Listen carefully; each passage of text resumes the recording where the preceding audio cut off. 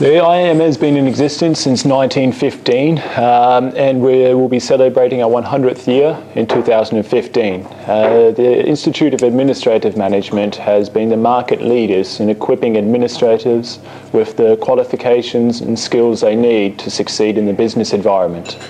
The IAM operates in over 35 countries around the world, and there are over 25,000 students studying IAM qualifications.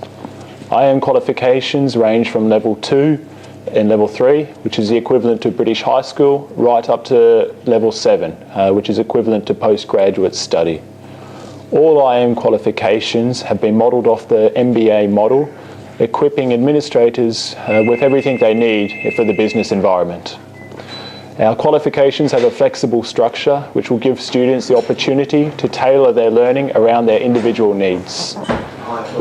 With 4 examination series per year, students can complete the qualifications as quickly as they would like.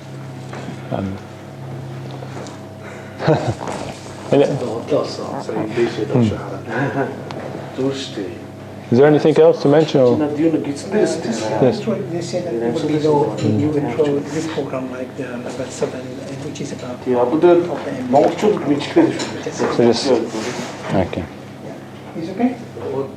For the next one, we'll talk about the postgraduate program. Okay? Yeah, that's the next qualification.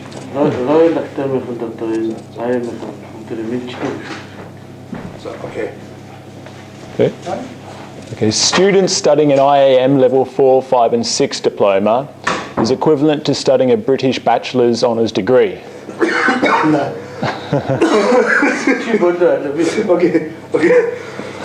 I'm sorry. Okay. Students studying an IAM level 4, 5 and 6 diploma are studying the equivalent of a British honours bachelor's degree. Students who progress onto an IAM level 7 diploma are studying the equivalent of a postgraduate diploma with many opportunities to top up their qualification to MBA or master's level. The IAM is also a professional body, and all students studying one of our qualifications will receive membership of the IAM. This will help them enhance their CVs and further progression during their careers. And let's talk about the universities. Okay. The IAM has a number of progression agreements and relationships with universities around the UK. All of our qualifications are accredited on the National QCF framework, which will allow recognition with all British universities. We have a number of close working partnerships with universities such as Sheffield Hallam University, University of Worcester, Greenwich University, and a number of others. Top-up agreements will allow you to progress your studies directly into the second year, third year, or final year of a degree.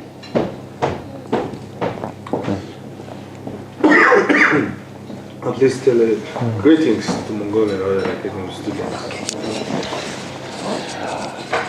As the account manager, I'd like to send out a big greetings to Mongolian Royal Academy and all IAM students. I'd like to thank you and congratulate you on registering onto one of our qualifications, and I wish you all the best with your studies. If we can, the IAM, be of any assistance or support, please don't hesitate to contact us. And good luck.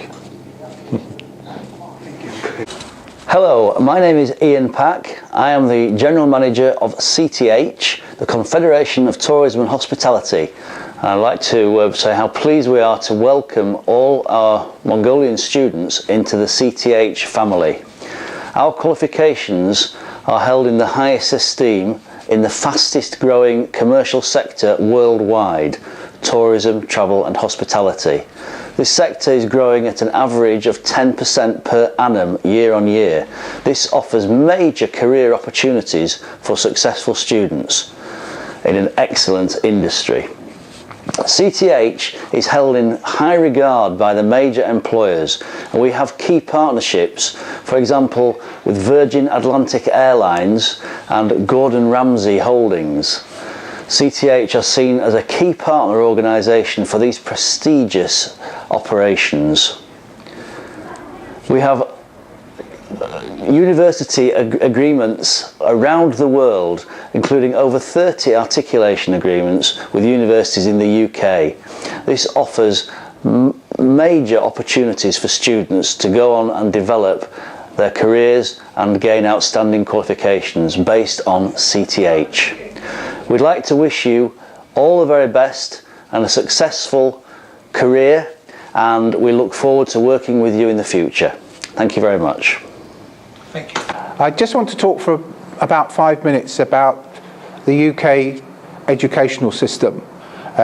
If I can define my terms, I think I'd like to talk about both the academic and the professional aspects.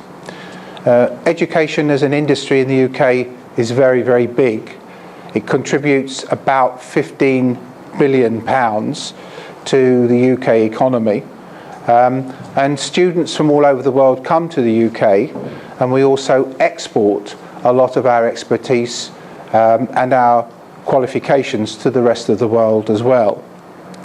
If I start with the professional education, which is often conducted online, it's often conducted also through the universities. So the universities and professional bodies work together to provide courses and qualifications.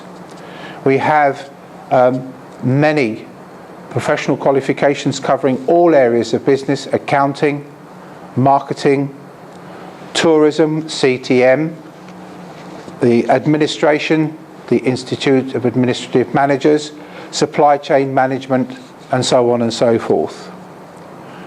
The benefits of this are internationally recognised qualifications, which are consistent, have quality, clarity, and transparency, and therefore they are recognised in the world, and the qualifications are taken all over the world. If I move to higher education institutions, which are universities or degree conferring bodies, then a significant change has taken place over the past 10 to 15 years. In the UK, and also in negotiation with parts of Europe, there's a move to have a much greater clarity, transparency and consistency in higher education. We set up the QAA, which is the Quality Assurance Agency, and it does just that. It tries to ensure quality assurance in higher education. What they introduced was a design template which attempted to identify the profile of a student exiting a degree programme. So it started with the end. What sort of profile do we want to see a student be at undergraduate level, at postgraduate level, and even a PhD candidates? On that basis, what you then look at is, well, how are we going to design the assessment for these individuals?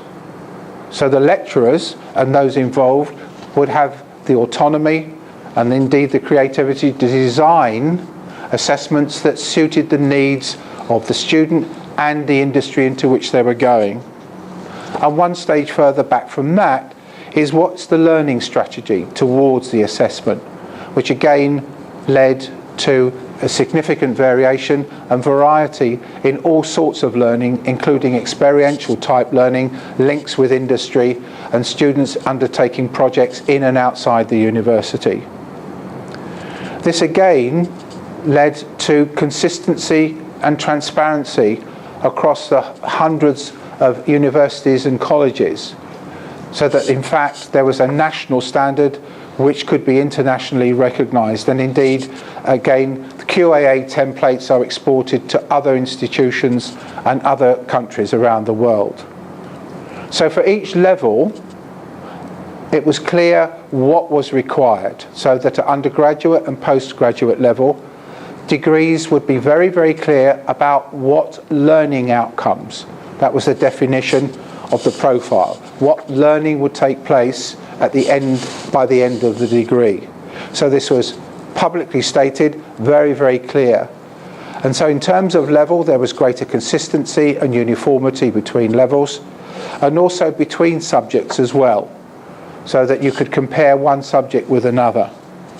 It was clearer for staff in terms of their design and conduct and delivery, but also for students. So students could be very, very clear again what they were being tested on, how they were being tested. and this has improved the relationship between students and the educational system, staff and the educational institution. I hope this brief talk has given you some light in a very short period of time about the benefits of the UK educational system. Many thanks. Okay, advantages here. Okay. The main advantage of coming to the UK to further your education from Mongolia is obviously the recognisability of UK qualifications in terms of employability, in terms of job satisfaction, in terms of accessibility. A UK qualification can be used anywhere, not just in the UK, but back home in Mongolia, America, Canada, wherever you want to go.